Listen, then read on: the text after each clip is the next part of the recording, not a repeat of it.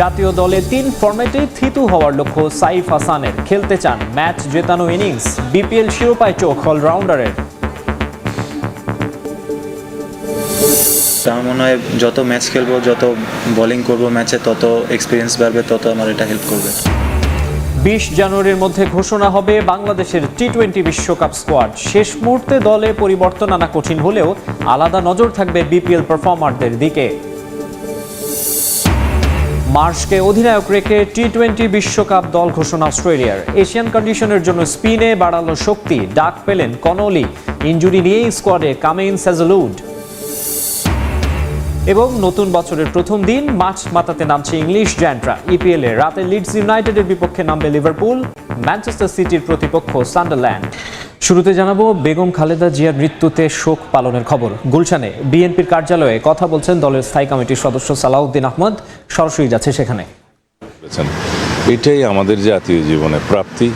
অন্যদিকে আমরা তাকে হারালাম, সেই বেদনা, সেই শূন্যতা কখনোই পূরণ হবে না। জিয়াউর রহমানের পর খালেদা জিয়া জানা যায়, এত মানুষ, এত ভালোবাসা। আপনারা যারা বিএনপির নেতৃত্বে এখন রয়েছেন, তাদের উপর মানুষের যে প্রত্যাশা, সেই প্রত্যাশাটা অনেকগুলো বেড়ে গেল কিনা? আপনারা অনেক বেশি দায়িত্ব নেওয়ার জন্য মানুষ আপনাদেরকে প্রশ্নবিদ্ধ করছে কিনা আসলে এত মানুষ? সেই বিষয়ে আমি সত্যি খুব বেশি শঙ্কিত। জনমানুষের যে প্রত্যাশা, এদেশের মানুষের যে প্রত্যাশা, আকাঙ্ক্ষা, শহীদের যে আকাঙ্ক্ষা আজকে যেই উচ্চতায় উঠে গিয়েছে, আমরা সত্যিকার অর্থে সেই প্রত্যাশা পূরণ করতে পারবো কিনা সেই বিষয়ে শঙ্কিত। এই কারণেই যে মানুষের আশা এবং প্রত্যাশা আসমান সমান হয়ে গেছে। সেই প্রত্যাশার কতটুকু বাস্তবিক ভিত্তিতে আমরা বাস্তবায়ন করতে পারবো সবাইকে ঐক্যবদ্ধ রেখে, সেই বিষয়টা নিয়ে আমি সত্যিই শঙ্কিত। তবুও আমাদের চেষ্টা অব্যাহত রাখতে হবে। আমরা আমাদের সীমিত সাধ্য, অর্থনৈতিক সাধ্যের মধ্যে আমরা সবাইকে ঐক্যবদ্ধ করে এই জাতিকে এগিয়ে নিয়ে যেতে হবে। এটাই আমাদের দায়িত্ব। কতটুকু পূরণ করতে পারা যাবে যাবে না সেটা ভবিষ্যৎ দেখবে। আচ্ছা, আরেকটা বিষয় হচ্ছে, ওনার যেহেতু জানাজা হলো, কুলখানের বিষয় থাকে, আর কিছু আনুষ্ঠানিকতা থাকে, সেগুলো বিষয় নিয়ে আমরা এখনো বসিনি। এগুলো আনুষ্ঠানিকতা, আচার আচরণ যেভাবে করতে হয় আমরা সেভাবে বিবেচনা করব। নির্বাচন খালেদা জিয়া যেহেতু নাই এবং নির্বাচন কমিশন থেকে বলে দিয়েছে তার মনোনয়ন স্থগিত থাকবে, আপনাদের বিকল্প প্রার্থীও দিয়েছেন, নির্বাচন কেন্দ্রিক আসলে কোনো ধরনের প্রভাব পড়বে কিনা, বা এই খালেদা জিয়ার মৃত্যুকে আপনারা, এই শোকটাকে আপনারা কীভাবে নির্বাচনে কাজে লাগাতে চান?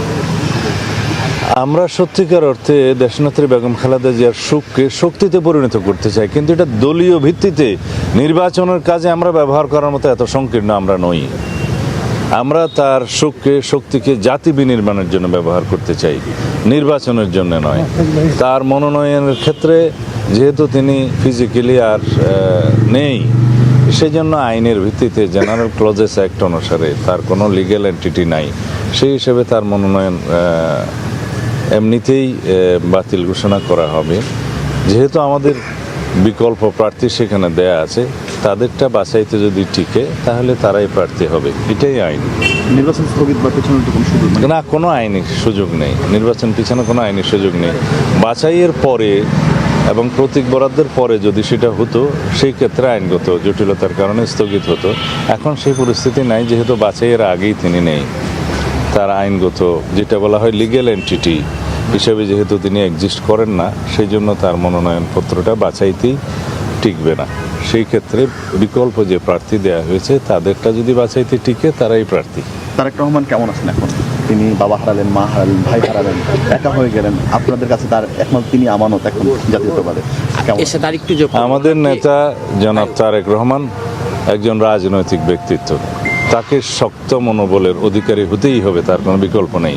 যত সুখী হোক, জাতির স্বার্থে তাকে শক্ত থাকতে হবে। ভাই, ওনার কি কোনো কর্মসূচি আছে কিনা এই মুহূর্তে? গণমাধ্যমে কথা বলছিলেন বিএনপির স্থায়ী কমিটির সদস্য সালাউদ্দিন আহমদ। আমরা সরাসরি যুক্ত হয়েছিলাম বিএনপির গুলশানের কার্যালয়ের সামনে থেকে। এখন ফিরছি খেলার খবরে।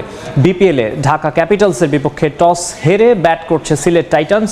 এই মুহূর্তে সিলেট আন্তর্জাতিক ক্রিকেট স্টেডিয়ামে আছেন অপু বণিক। বিপিএলের প্রথম ম্যাচের সবশেষ খবর জানতে সরাসরি চলে যাচ্ছি তার কাছে। অপু,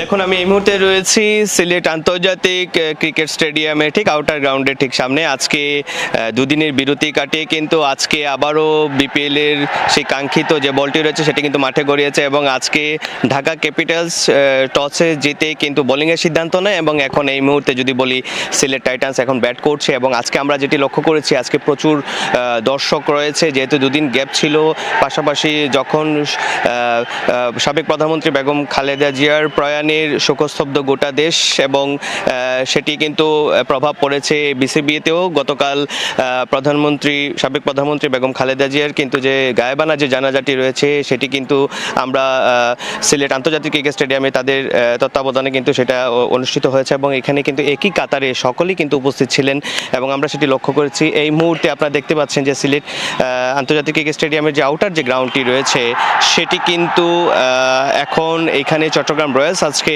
এখানে অনুশীলন করছেন এবং যেহেতু আজকের প্রচুর পরিমাণে ঠান্ডা পড়েছে সিলেটে এবং দেখতে পাচ্ছেন একটি ক্লাউডি ওয়েদার রয়েছে এবং আজকের সর্বনিম্ন তাপমাত্রা হচ্ছে 9.6 ডিগ্রি সেলসিয়াস সিলেটে এই মুহূর্তে এবং শৈত্যপ্রবাহ বইছে। গতকালকের যে আবহাওয়া ছিল প্রায় 12 ডিগ্রি সেলসিয়াসে ছিল, তো সব মিলিয়ে আজকের যে আবহাওয়াটা এই আবহাওয়ার মধ্যে দিয়ে কিন্তু আজকে বিপিএল এর যে বলটি রয়েছে সেটি কিন্তু মাঠে গড়িয়েছে এবং আজকে সকাল থেকেই আমরা লক্ষ্য করছিলাম প্রচুর দর্শক রয়েছে, অনেকের অনেক অভিযোগও রয়েছে। তো সব মিলিয়ে তারা বলছিল যে আজকের যে টিকিটের যে বিষয়টি, অনেকেই টিকিট কিন্তু পাননি, তো অনেকেই বাইরে থেকে টিকিট কিনতে হয়েছে। এখানে একটি কালোবাজারিরও একটি প্রভাব আমরা লক্ষ্য করেছি এবং আপনারা শুনতে পাচ্ছেন প্রচুর দর্শক ইতিমধ্যেই কিন্তু এখানে যুক্ত হয়েছেন এবং যেহেতু আজকের এই ম্যাচটিকে ঘিরে কিন্তু সিলেট টাইটান্সের যারা সাপোর্টার রয়েছে তাদের মধ্যেও কিন্তু অনেক ভালো উৎসাহ উদ্দীপনা আমরা লক্ষ্য করেছি।